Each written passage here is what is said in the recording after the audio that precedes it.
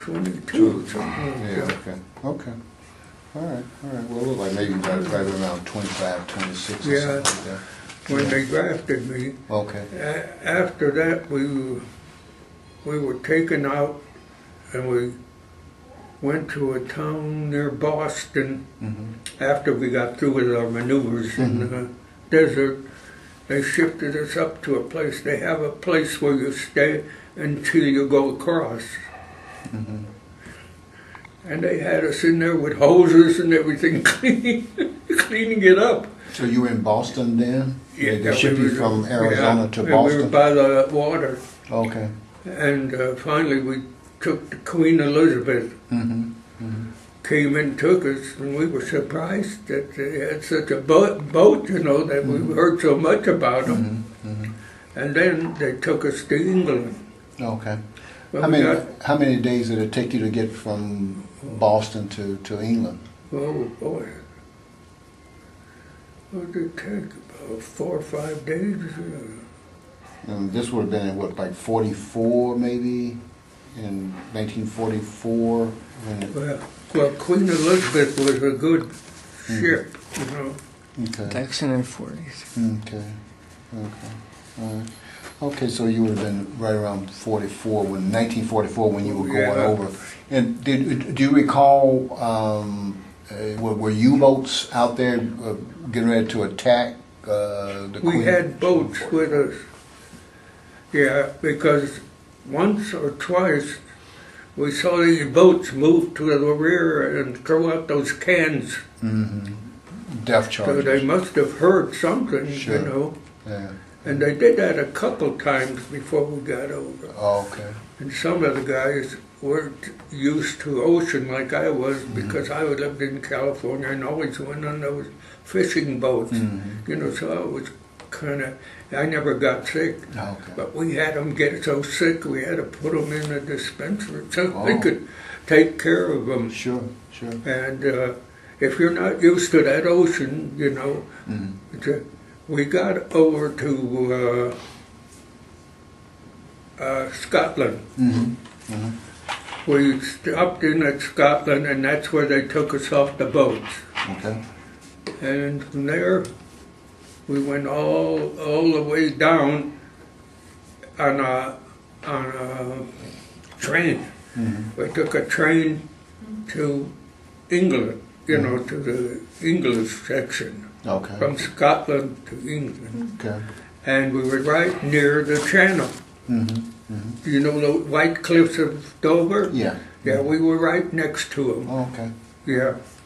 Okay. And that from there on, we took our training there.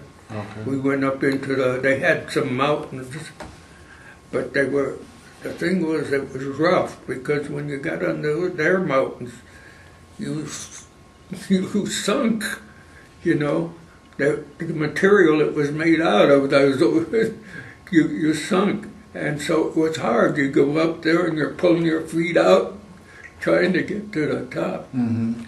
But a funny thing happened. Me and the sergeant were the first two. We would run there with machine guns firing over our head. So me and the sergeant hit the bottom of it first. And when we did get hit it, bullets just went right over our head. And we were the first two there. Okay. And nobody got hurt, though. But we were lucky. Sure. Right. See, they fire the bullets over your head. Right. And from there we started taking our training. We'd go on night marches. We were living in tents. We were living in tents, and the water would go so high. We used to put our guns under the bed, where we slept, the cots, and we pulled the rifles up. Well, a couple of rainy days, and the water went right up where we were sleeping. Wow. And we got we had a lot of fun. We had to take our rifles. Then they had us there, they had us there pulling the rifles apart, cleaning them. You know, they were all wet. You couldn't use them. And from there on, they give us training. And we had a bar real near. That was when our friends. In fact, when we went across to France, we had made such a nice friends out of the bar owners that they even came down to see us off when we went. When we went to, and another thing, the English people were very nice. We had some other friends too. The husband worked with a flour place, you know, flour to make cakes and stuff. So she used to invite me and this other guy over. She would make pies and cakes, and boy, she was a good cook. It was like home. Wow. And another incident that happened, we had been maneuvering for a few days, and they said, well, we're going to let you off and you go and buy what you need, you know, because we were out there. So we go out and we're going to the store, and an older man comes out on one of the porches and he calls to us. So we went over. He says, please, will you please come on over? He says, you can have some tea with me and crumpets. And we said, all right, we have to go to the store. There's things that we needed. He said, okay. And he waited for us on the porch, and when we got back, he took us in the house and we talked with him. He was lonesome. I could see, you know, he didn't have anybody. Sure. And we figured the most we could do is, you know, at least stay there with him for a while. But we only had so much time because they only gave us so much time off. And so because we had to get back, I think it was about 4 hours. That was all they gave us. Oh, okay. Because they wanted us back into the training. Okay.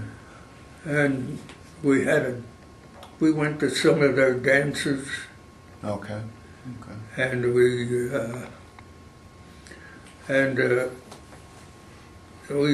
went around there, you know. The English people are really very nice. Okay. And we were out there hitchhiking one time, me and my buddy, the one that I told you got a piece of metal in his back, that big sticking out.